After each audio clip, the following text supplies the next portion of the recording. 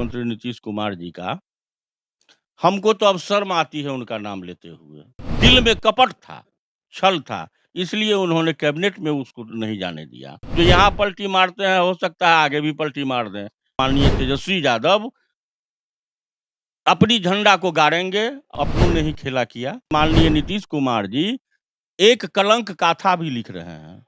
नमस्कार, आप देख रहे हैं दर्श न्यूज बिहार झारखंड। मैं सुमित कुमार झा।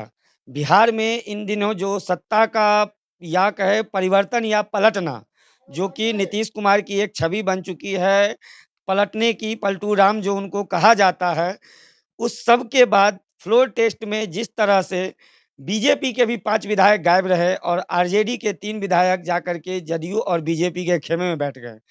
इन सभी मुद्दाओं पर चर्चा करने के लिए आज हमारे साथ बने हुए हैं राजेंद्र प्रसाद यादव जी, जो कि आरजेडी के प्रदेश महासचिव भी हैं, प्रदेश सचिव हैं। आज हम इनसे जानेंगे, समझेंगे कि किस तरह से ये राजनीति को देख रहे हैं और नीतीश कुमार की बात करेंगे खास तौर पे इनसे, जो चच्चा, जिनको तेजस्वी यादव ने चच्चा कह करके सम्मान दिया और आज वो चच्चा पलट गए। कैसा लग रहा है सर? देखिए,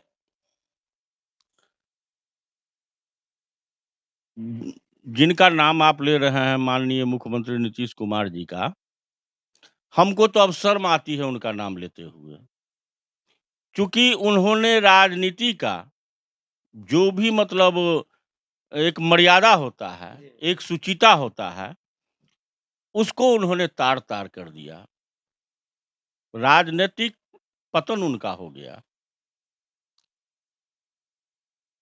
बड़े उम्मीद से, आशा और विश्वास के साथ माननीय तेजस्वी यादव जी ने सरकार का गठन किया था।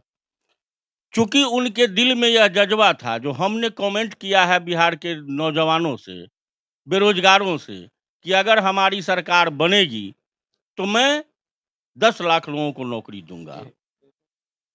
जो सारा बिहार जानता है। इस जज़्बे के साथ उन्होंने, नीतीश कुमार चूँकि स्वयं चल के आए थे, तो इन्हें लगा जो भाई कम से कम इस बहाने भी हम बिहार के लोगों को, नौजवानों को कल्याण कर देंगे। इस उम्मीद में सरकार बनाए थे और अपने नियति के मुताबिक, वादा के मुताबिक उन्होंने धराधर अपने वादा के अनुरूप बहाली स्टार्ट भी किया। आपने देखा कि एक जो पूरे मतलब विश्व रिकॉर्ड हम इसको कहेंगे, भारत में तो नहीं हुआ किसी स्टेट में, उस ढंग का इन्होंने काम किया जो 1,22,000 नौजवानों को, बेरोजगारों को एक साथ गांधी मैदान में बुला के नौकरी देने का काम किया। ये जो बहालियां हुई, इस बहाली के बाद जो और होने वाले बहाली था, जिनको स्वास्थ्य विभाग में इन्होंने 2 लाख कितने हजार का जो है सो मतलब वैकेंसी को जो है सो मतलब मंगा करके और उस पर बहाली का सारा प्रक्रिया पूरा करके रखे हुए थे और बार-बार अनुरोध कर रहे थे जो भाई इनको कैबिनेट में रखा जाए। लेकिन चूंकि माननीय नीतीश कुमार जी के दिल में कपट था, छल था, इसलिए उन्होंने कैबिनेट में उसको नहीं जाने दिया। और इन्होंने देखा जो बहाली हो रही है, सारा क्रेडिट तेजस्वी यादव जी ले रहे हैं, फिर हमारे लिए क्या बचेगा, इस द्वेष की भावना से उन्होंने ये पलटी मारने का काम किया है। नीतीश कुमार कह रहे हैं कि ये नौकरी तो हम लोगों ने दिया, ये पहले से तय था, तुम आए, तुम्हारे हाथ से जो है सो दिया गया। नहीं, अगर उनके बात में दम है, अगर इसको हम सत्य मान लें, तो आप यह भी देख लीजिए कि इन्होंने इस 17 माह से पहले 17 वर्ष तक शासन किया। अगर उनके बात में दम है, अगर उनकी मंशा साफ है, अगर वह सत्य बोल रहे हैं, तो इस 17 वर्षों में कुछ भी बहाली करके तो दिखाए रहते। कौन रोके हुआ था इनको? आखिर इसी 17 महीने में क्यों बहाली हुआ? पिछले 17 साल में क्यों नहीं हुआ?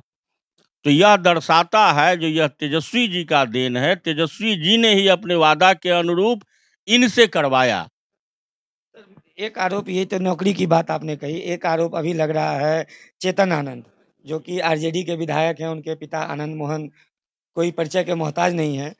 उन्होंने आरोप लगाया कल मीडिया के चैनल के किसी चैनल के माध्यम से कि उनको बंदी बना के रख लिया गया था। वो 8:30 बजे रात से कह रहे थे कि हमें अपने परिवार से मिलने दो और उनको पौने 2 बजे रात में, पौने 3 बजे रात में छोड़ा गया, जिस कारण से वो जेडीयू में जाकर के बैठ गए।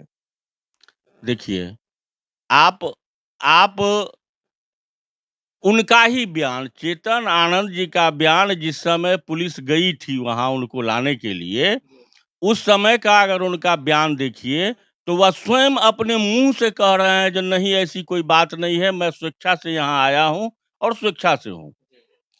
तो फिर पलटना सर। पलटना अब यही तो बात है। अब हम तो कहेंगे जो चेतन आनंद जी ने बीजेपी की तरफ से, नीतीश जी के तरफ से, एनडीए के तरफ से ये स्पाई का काम करने के लिए वहाँ गए थे और हमारे बीच में क्या तैयारी हो रही है, इसकी जानकारी लेकर के देने के लिए इनको साजिशन भेजा गया था वहाँ।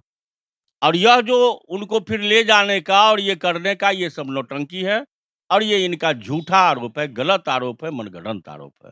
कहीं न कहीं तो ये हुआ ना कि लोकतंत्र जो आप लोग विपक्ष आरोप लगाता है बीजेपी के ऊपर, जो लोटस बीजेपी ऑपरेशन करती है, विधायकों को खरीद-फरोख्त करने का काम करती है। तो कहीं न कहीं ये तो लोकतंत्र में विधायकों को इस तरह से बाँधना, कांग्रेस भी अपने 19 विधायकों को लेकर के हैदराबाद में रखी हुई थी। तो भरोसा अपने विधायकों पे नहीं होना या इसको क्या कहेंगे? नहीं, भरोसा अपने विधायकों पर नहीं होना, ये बात नहीं है, हम इसको नहीं ये करते हैं। सब मान लीजिए फ्लोर टेस्ट होना था, सरकार बनाना था, सभी अपने-अपने विधायकों के साथ बैठक कर रहे थे, ये लाज़मी है, करना भी चाहिए और होता है, इसको हम ये नहीं कहेंगे कि डर भय। लेकिन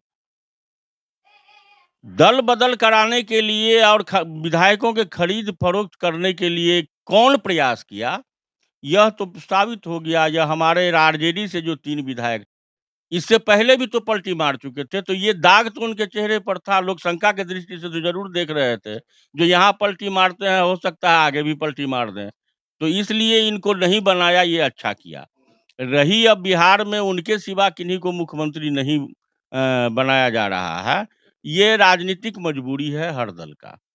चूँकि जो सरकार चलाने के लिए, बहुमत साबित करने के लिए जो संख्या बल होता है, वह ज़ाहिर-सी बात है ना आरजेडी के पास है, ना बीजेपी के पास है। इनके मिलाने से संख्या बल पुड़ जाता है। तो ये मजबूरी है लोगों की। नहीं तो नीतीश के ये देखिए भारत की जो भूमि है, यह रत्नगर्भा भूमि है। यहाँ हमेशा एक से एक रत्न पैदा होते रहे हैं। जिस समय नेहरू जी का इंतकाल हो गया था, तो पूरा देश स्तब्ध था, जो अब क्या होगा?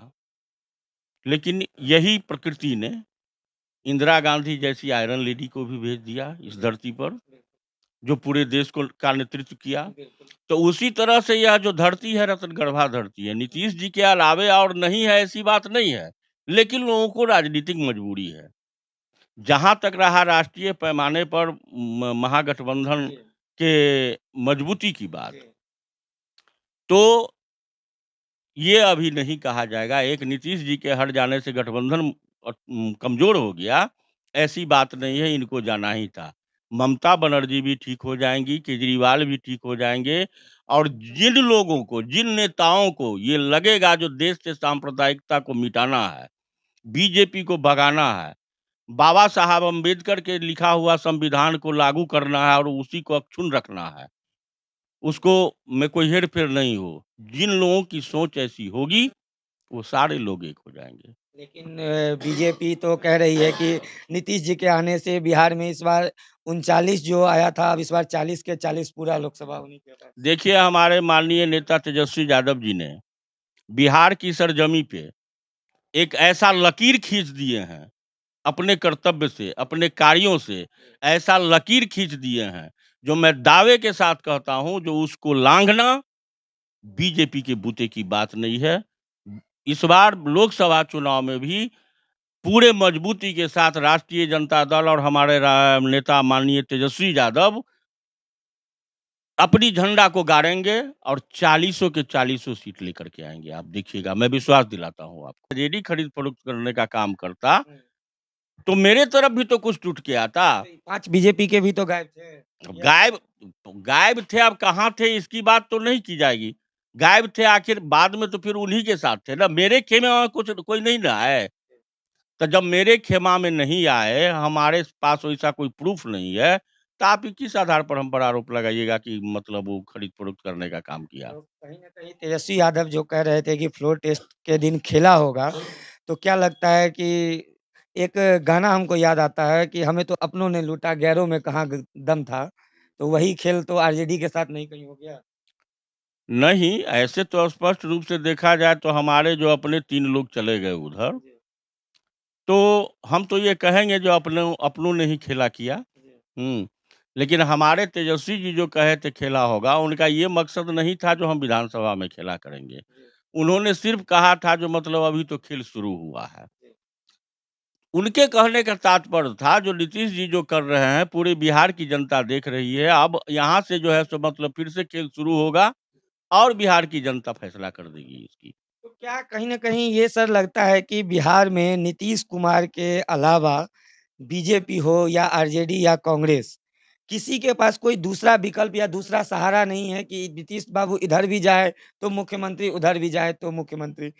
18 साल की अगर हम गणना कर लें, तो 9 बार का मुख्यमंत्री का शपथ, यानी प्रत्येक 2 साल पर वो शपथ लेने का जो है सो विश्व रिकॉर्ड एक बना है। देखिए, ये विश्व रिकॉर्ड नहीं बना रहे हैं। विश्व रिकॉर्ड तो ख़ैर मानिए उस मामले में ऐसा नहीं करने वाला कोई हुआ है। लेकिन मैं कहूँगा जो नीतीश कुमार माननीय नीतीश कुमार जी एक कलंक गाथा भी लिख रहे हैं। कलंक गाथा भी लिख रहे हैं। आज पूरे बिहार में आप घूम जाइए, तो श्रद्धा से उनका नाम लेने वाला एक भी आदमी नहीं मिलेगा।